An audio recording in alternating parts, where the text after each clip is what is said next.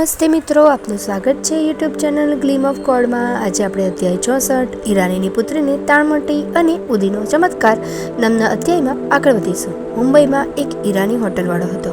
એની નાની પુત્રીને વારંવાર તાણ આવતી હતી। તાણમાં એનું આખું શરીર ખેંચાઈ જતું હતું। મા બાપની ચિંતાનો પાર ન હતો। કેટલાય ડૉક્ટરોને બતાવ્યું પણ તાણ મટવાનું નામ લેતી ન હતી। ઈરાનીને એક મિત્રએ કહ્યું, તારી દીકરીને સાંઈબાબાની ઉધી ખવડાવ। વિલેપાર્લેમાં કાકા સાહેબ દીક્ષિત રહે છે, એની ત્યાં મળશે। સાંઈબાબામાં શ્રદ્ધા રાખીને આ ઉપાય કર, તારી દીકરીને જરૂર તાણ મટી જશે। શિરડીના સાંઈબાબા ચમત્કારી સંત છે, એમની ઉદીથી ભલભલા રોગ મટી જાય છે। ઈરાની કાકા સાહેબ દીક્ષિતના ઘરે પહોંચી ગયા અને પોતાની દીકરીની તાણની વાત કરીને સાંઈબાબાની ઉદી માંગી। કાકા સાહેબે ઉદી આપતા કહ્યું, પૂરી શ્રદ્ધાથી પાણીમાં મેળવીને આ ઉદી તમારી દીકરીને રોજ પીવડાવજો। સાંઈબાબા જરૂર તમારી દીકરીની તાણ મટાડી દેશે। ઈરાની દંપતી તો સતત સાંઈબાબાનું નામ લઈ પોતાની દીકરીને સાજી કરવા વિનંતી કરવા લાગ્યા અને રોજ પાણીમાં નાખી ઉદી પીવડાવવા માંડ્યા। પહેલાં તાણ કલાકે આવતી હતી, તેનું અંતર વધી ગયું। પછી દિવસમાં માંડ 2 વાર આવવા લાગી અને 15મે દિવસે તો તાણ આવતી બંધ થઈ ગઈ। તે પછી એ છોકરીને કદી તાણ આવી નહીં। પૂર્ણ શ્રદ્ધા રાખીને સાંઈબાબાને પુકારો તો તેઓ તમારી તકલીફ સાંભળે જ છે। જે ભાવિક સાંઈબાબામાં પરમ વિશ્વાસ રાખી ભક્તિ કરે છે તેના પર સાંઈબાબાની સતત રહેમ નજર રહે છે। જે ભાવિક સાંઈબાબાને જે દુઃખ દૂર કરવા માટે વિનંતી કરે છે તેના એ દુઃખ સાંઈબાબા અવશ્ય દૂર કરે છે।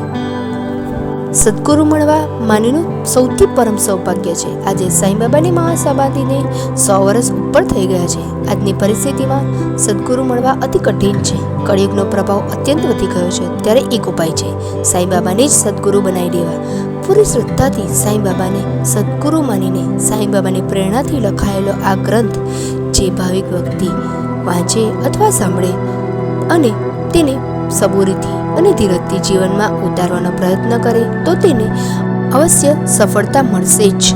તે અવશ્ય સુખ શાંતિપૂર્વક મુક્તિ મેળવશે। સાંઈબાબા ભલે સદેહ નથી, પરંતુ સૃષ્ટિના કણે કણમાં વાસ કરે છે।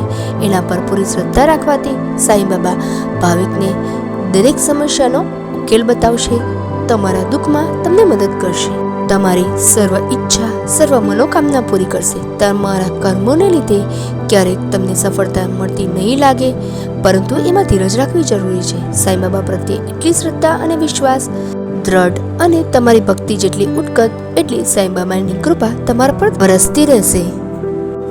ઓમ નમઃ ઇતિ સદગુરુ શ્રી સાંઈ સચ્ચરિત્રમાં ઈરાનીની પુત્રીને તાણમટી અને ઉદીનો ચમત્કાર નામનો અધ્યાય 64 સમાપ્ત। ઓમ સાંઈ રામ। જો આપને આ વિડીયો પસંદ આવ્યો હોય તો વિડીયોને લાઈક કરો, શેર કરો અને મારી ચેનલને સબસ્ક્રાઈબ કરવાનું ભૂલતા નહીં।